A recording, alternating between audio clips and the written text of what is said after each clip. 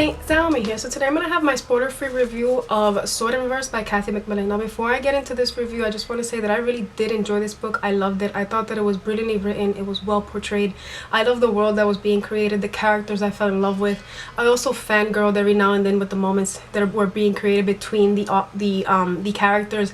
It was a book that I really did enjoy, and I honestly highly recommend it because I just fell in love with everything in this book.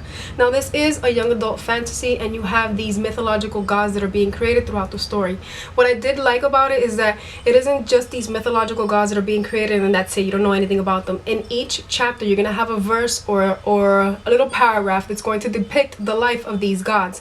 And what I really did enjoy about that fact was that I highly suggest that once you read that verse and read the chapter, go back and reread the verse, because in one way or another that story is intertwined, or it's matched, or symbolically it represents the life of the gods and how, you know, that life intertwines with the life of the community or the people that are living in this world that's being created by the author. And I thought that that was something that was very brilliantly done, and I really did enjoy that notion about that fact.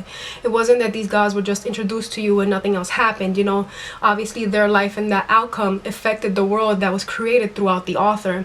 And speaking about the world, I highly did enjoy the world, and basically this book represents the power of writing and how, you know, language can affect the community in which you live, and that thought that that was something that was very brilliantly. Also in this book you have two kinds of races. You have the Arnath people and you have the Kalar. Now the Arnath people are the people whose dignity and freedom has been stripping from them by the Kalar, and the Kalar are people of nobility, the ones who are suppressing the Arnath people. But you also have this rebellion that's brewing, or that's been brewing for a while, and it's based upon the Arnath people, and they want to take back their dignity, and they also want to take back their freedom.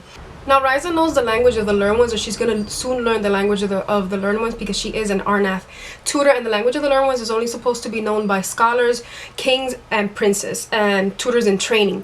And when she is approached by the resistance, this is when she has to choose if should she help her people or should she continue helping the prince, and this prince is a Kalar. And that's what I thought that was very interesting, because she has that little conundrum in her mind with her. I mean, should she help her people, and she knows that that is punishable by death, and or should she help the Kalar, because the prince is a Kalar and he is really a good person underneath, and he does want to help the slaves. The only thing he does notice is that it isn't something that's easy to accomplish.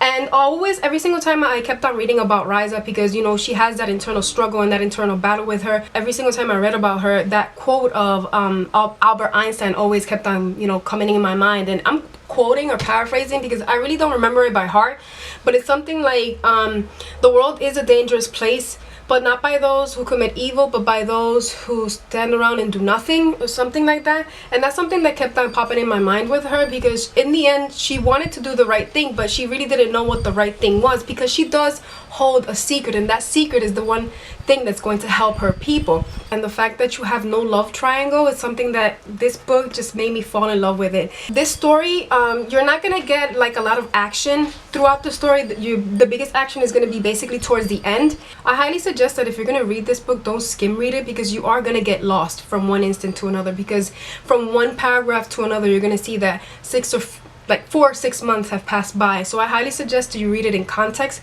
because if not, you are going to get lost. I estimate that this book takes around 2.5 to 3 years, or 2 to 2.5 years. So that's why I say that you have to really read it in context, because if not, you're gonna get lost. And I love the world that was being created throughout the story. You are gonna see, like I've said, you know, the power of language and how the outcome of the gods affected the people in this world, and something that was very brilliantly done. I love the characters. You are gonna see that, you know, emotion that's brewing between them. Do they fall in love? Do they not fall in love? She is an Arnath slave and he is a prince, so you know, it begs that question, you know, are they gonna eventually fall in love or not? And I thought that that was something that was very brilliantly done. And like I said, sometimes he does seem to be a little bit of a douche, but in the end, everything that, you know, Prince Mati does is to help, or, you know, to aid Ryza in one way or another. And I really did like Ryza, because in the end, you know, she is a very strong character. Even though that she's been through hell, she is gonna eventually choose something that's going to either shape her life or shape the life of the people that are around her. And I thought that her character was very well written, and something that I did love. I really did wanted like more details from certain characters, because like I said, everything is told from the point of view of Ryza. But nonetheless, overall, I enjoyed this book. It was very well written. It was very well, you know, thought out. I loved it. I enjoyed it. You are gonna have certain priests that are just mean to the end, and you're gonna, you know, basically you're gonna get to know more towards the end. But sometimes it is a little bit strong, because you do see, well, not see, you do visualize, you know, how Arnath slaves are being treated, and something that's very painful and something that's very hard. So I really highly recommend this book. It is a really good book to read. I gave this book a 4.8 on Goodreads, just because I really wanted a map of the world. I thought it was something that was lacking in the book, or, you know, a pronunciation guide, because there are some words, well, not words, some names that were a little bit hard to pronounce, or I butcher a lot of names. So, you know, something that would have been nice to like aid me through it. Or I would have loved to have seen like a little bit of the language of Kilar, because you do see the language of the Arnath that is mentioned, and it is written in throughout the books. But even though the book does a very good, you know, visualization of the language of the Kilar, I wanted to like visualize it and see it, because I am very visual. So something that I would have loved to have been included in the book. But nonetheless, this was an amazing book, and I loved it. The one thing that I don't like about this book, it's that it's a standalone, so you're not gonna get any more world building based upon the characters or another points of view through you know, the eyes of another character. And I thought that that's something that was a little bit sad, because I really did fall in love with this book. I mean, I devoured this book. I read this book in a day and a half, and for me to read a book in a day and a half, it has to be really enticing.